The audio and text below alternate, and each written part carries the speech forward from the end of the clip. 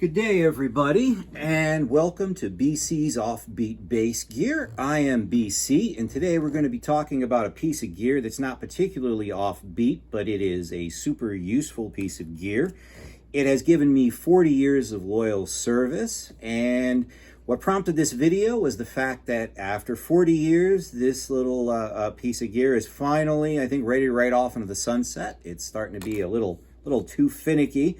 And I thought, what better way to send it off than to shoot a video for you good people and see what you think of it. Now, the piece of gear in question is the Hipshot D Tuner. And this one is actually a D Tuner. I purchased this back in 1985 when I first started playing. It's now referred to as the bass extender key by the good folks at Hipshot. And it is a super useful piece of gear that has given me 40 years of loyal service.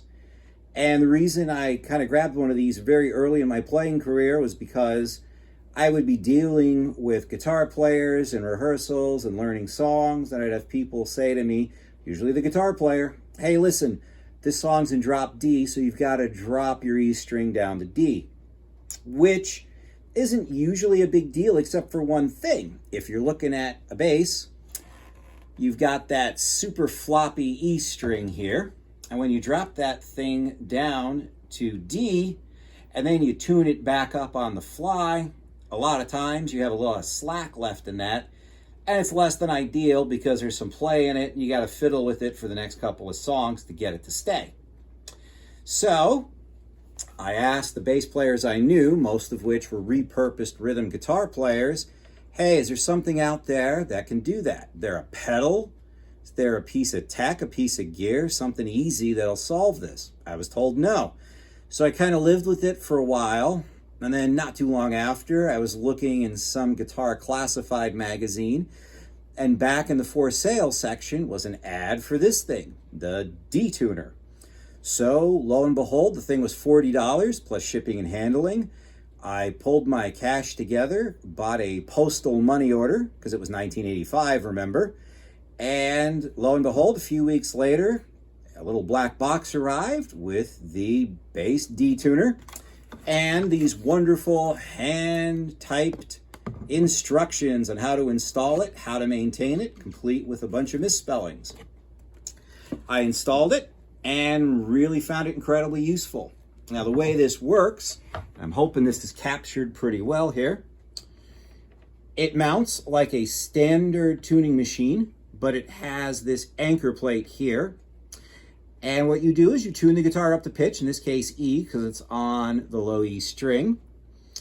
And through a series of retaining rings, it allows the machine head, the tuner, to pivot. Pull the lever down. It drops, put some slack in the string, and then you use this tensioning bolt here. You finger tighten it to the pitch you want. Usually D or D flat. They say it can go all the way down to C. There's some issues with that I'll get into in a bit, but it is a super useful piece of gear.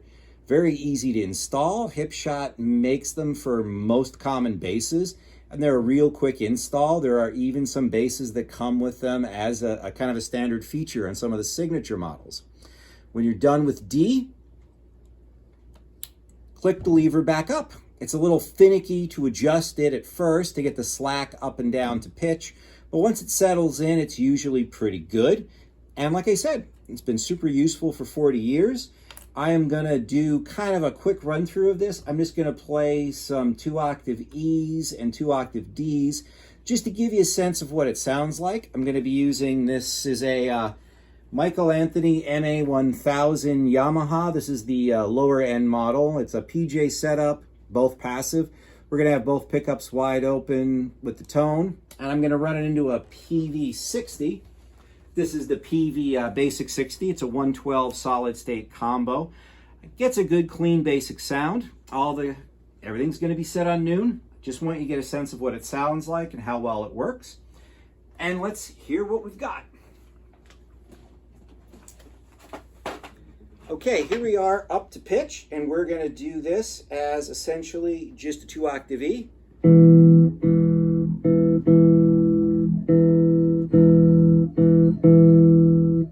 Let's drop it.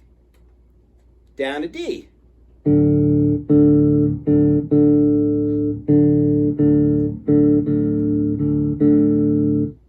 Up to E.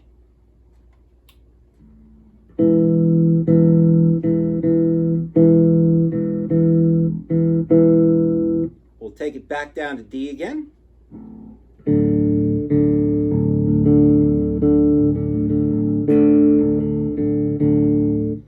Up to E. And back down to D. And if you notice with the D, solid, not a lot of flop.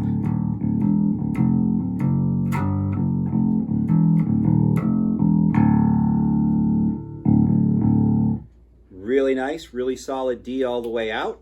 With the C tuning, I think things get a little too floppy. And if you have a low E that's a 95 or 100, it can be a little weak too. But if you're looking for something that'll let you do a 5 without having to worry about the string spacing, I recommend the Hipshot. And I want to thank you for the time you gave me today. If you want to, subscribe. We'll do some more videos over the next few weeks. And stay safe, everyone. Thanks very much. Have a good day.